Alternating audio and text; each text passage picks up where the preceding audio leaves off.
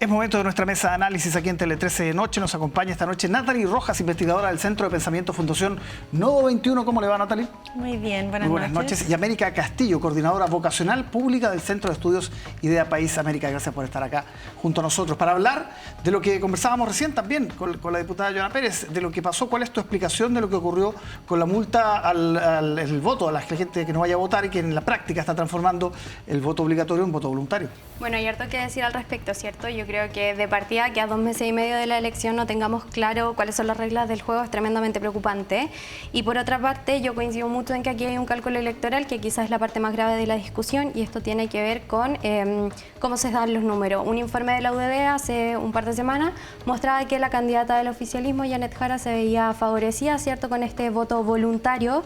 Y en ese sentido, no me extrañaría que el gobierno del cual la candidata es continuidad directa esté buscando generar un escenario favorable, ¿cierto?, para su propia candidata.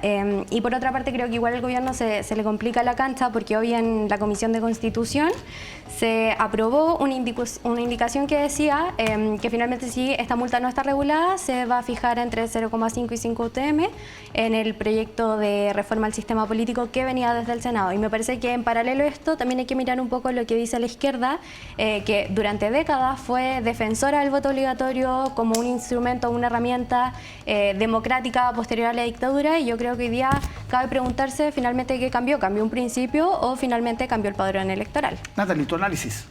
Hay que precisar algunas cosas con respecto a la intervención. O sea, estamos en presencia de una discusión que tenía dos dimensiones. Una, que lo que se tenía que, el acuerdo era de fijar el monto de la multa, mientras que en paralelo el Senado tenía que, con calma, ir a discutir los elementos que iba a tener la discusión electoral de aquí en más. Y eso no fue aceptado ese acuerdo no fue respetado por el presidente de la Cámara, ¿ya? Entonces, en lo concreto hay que ser claras en que lo que está en la Constitución hoy es el voto obligatorio. Y en eso todo el oficialismo se ha ordenado y ha sido enfático en eso. Lo que hoy pasó fue un rechazo al monto de la multa presentado por la oposición, el cual a ojos del oficialismo era excesivo porque iba entre los 34.000 pesos a los 206.000 pesos, considerándolo excesivo y discriminatorio, ¿ya? Entonces, con esa claridad, lo que pasa después es bastante indignante. O sea, vemos a la oposición en el Senado primero amenazando con que no se va a aprobar cuando pase el Senado el FES, por ejemplo, o al irse del hemiciclo y dejar sin quórum y por ende sin financiamiento el día de hoy a lo que es, por ejemplo, una medida tan sentida por la población como el subsidio eléctrico. Además, el apoyo, los recursos para la gente electrodependiente o para los APR. Entonces, de verdad, ¿vamos a legislar en torno al chantaje? Yo creo que eso es bastante preocupante, porque ¿qué nos dicen las encuestas?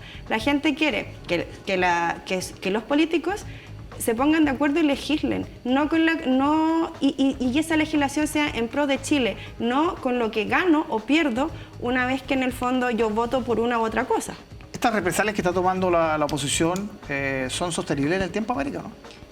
La verdad es que, mencionando un poco lo que dice Natalie, bueno, ahora que menciona lo del FES, el FES es un proyecto bastante malo que ya conversamos un par de semanas, que le permite a los estudiantes pagar incluso 3 veces más de lo que podría costar su carrera. Entonces, por ahí me parece que utilizar ese instrumento cuando ya hemos discutido su base es bastante preocupante. Y por otra parte, pretender que este es un voto que sigue siendo obligatorio cuando en realidad no hay ninguna sanción, es un voto, hay que ser claro, es un voto voluntario disfrazado de voto obligatorio.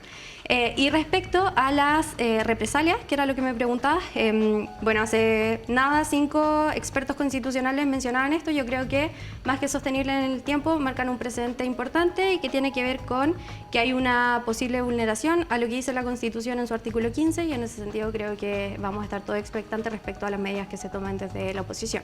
Cálculo político, calculadora, fueron algunas de las palabras que emitió la diputada Joana Pérez al decir que al gobierno no le conviene que vote mucha gente.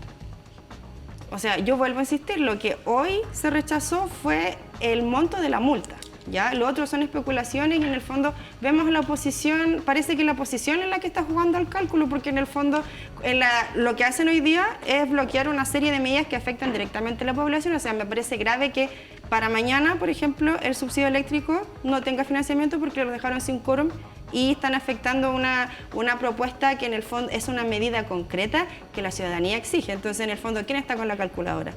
Acá. Yo veo que la oposición, porque vamos a bloquear aquello que no nos conviene, o sea, van a legislar para Chile o van a legislar por lo que a ellos les conviene cuando votan o no votan lo que votan. Bueno, vamos a ver cómo se arregla este entuerto en el Senado. También están pidiendo que el gobierno intervenga más en este sentido. Vamos a la campaña, el momento de la campaña, América, con una semana donde, por ejemplo, Evelyn Matei abrazó al piñerismo, así se ha denominado, ¿no? con ese acto el día lunes, donde siguen las críticas a José Antonio Kast por el Chavo Préstamo. Incluso se han unido Janet Jara con Matei. Y una Janet Jara que está de gira por el país, tratando además de dejar atrás lo de Carmona. No está escuchando también esto que le están pidiendo que vaya a los debates. ¿Cómo ves el momento de la campaña? Han pasado hartas cosas esta última semana referente a las campañas. Evelyn Matei yo creo que ha sido bastante fuerte en su mensaje, que apunta más al centro y a una mayoría convocante más allá de su nicho. Esto lo vemos en la incorporación de demócratas, por ejemplo. Y más allá de este abrazo al piñerismo, yo creo que aquí lo que se busca es no caer en un mensaje país que apunta a la ingobernabilidad, que no se puede llegar a acuerdos. Y yo creo que en realidad lo que se rescata es una experiencia de gobierno que involucra equipo que estuvo en el gobierno del expresidente Sebastián Piñera, que fue parte de la concertación, que está en amarillo demócrata y que se suma a todo un cuadro técnico de Chile Vamos. Y en ese sentido creo que lo que demuestran es que hay una gestión, que es posible que hay experiencia en gestión de Estado. En el caso de Janet Jara, yo creo que todos hemos visto con bastante expectativa, a propósito de que se bajó de estos debates, todo lo que está pasando con su gira por el país, pero la verdad es que este sentido de querer estar con el pueblo, a mí me parece que cuando hay un diagnóstico bien claro de cuáles son las problemáticas que le aquejan a la gente, quizá una gira no es tan necesario para identificarlo. Sí para otras cosas, pero no para identificarlo. Por ejemplo, en materia de desempleo, donde es un problema que le aqueja a la familia, que le aqueja sobre todo a las mujeres, donde ella jugó un rol medular en la mala acción que ha tenido el gobierno, fue ministra del Trabajo por 3 años y 1 mes. Y en ese sentido me parece que es un poco jugar con la gente, decir que la gira es para estar con la gente y que ahora sí van a cambiar las cosas. Y en el caso de José Antonio Kast, yo creo que aquí sí se cayó en un error político, lamentablemente, al hablar de las pensiones, un acuerdo que fue súper bien recibido y fue transversalmente recibido por todos los sectores y que se trabajó para eso finalmente, sobre todo porque hay una falta de sustento técnico. No es posible que se plantee esta medida sin que se diga cómo se va a financiar, ¿cierto? Y yo creo que esto va a seguir saliendo en los debates de aquí al futuro. Natalie, ¿debería seguir en gira o volver a los debates la candidata? O sea, la gira tiene un fin y la gira se termina antes de que empiece la carrera oficial, que es el 17 de septiembre. O sea, lo que hemos visto a la candidata desplegada por todo Chile, escuchando a la ciudadanía, y en el fondo ella no está haciendo ningún diagnóstico. En cada encuentro lo que se ha hecho es escuchar a la población, y eso ha sido traducido en propuestas concretas que la hemos visto. La semana pasada anunció 2 medidas, una para el mundo campesino y agrario, ¿no? También para el mundo del trabajo, y esta semana anunció medidas concretas en salud. Entonces, en el fondo no está recogiendo ningún diagnóstico, sino que traduciendo medidas concretas que le ha planteado la población. Ahora, respecto a Matei, el abrazo al piñerismo, yo creo que cristaliza lo que hemos venido diciendo a lo largo de todo este 2025 de Matei candidata, ¿no? Y es esta ausencia de brújula, de proyecto, y que ha ido oscilando como candidata, ¿no? Y, por supuesto, para retener las constantes fugas que han habido desde su sector hacia el comando de Kast. O sea, hay una serie de subsecretarios, Cruzat, por ejemplo, Álvarez, que se han ido a formar parte del comando, y justamente eso cristaliza una profunda grieta que vemos hoy en la derecha, y se ve, o sea, hay 3 candidaturas hoy día corriendo.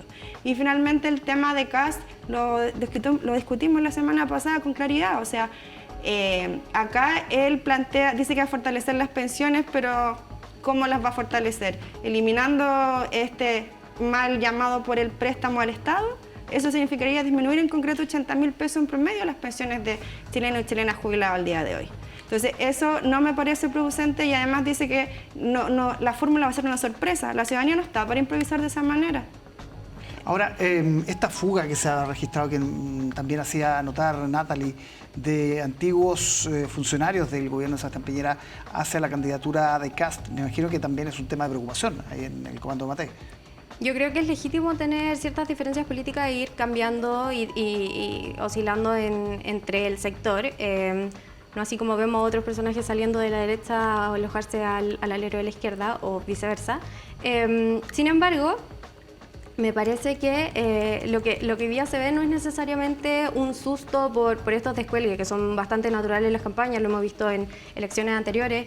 Tiene que ver un poco con ser capaz de escuchar a la ciudadanía, darse cuenta que en realidad lo que el país necesita es ser capaz de llegar a acuerdos, de articular al sector, y en ese sentido Limategui finalmente lo que hace es poder, con su equipo técnico y con esta apertura, es convocar a una mayoría importante. Bien.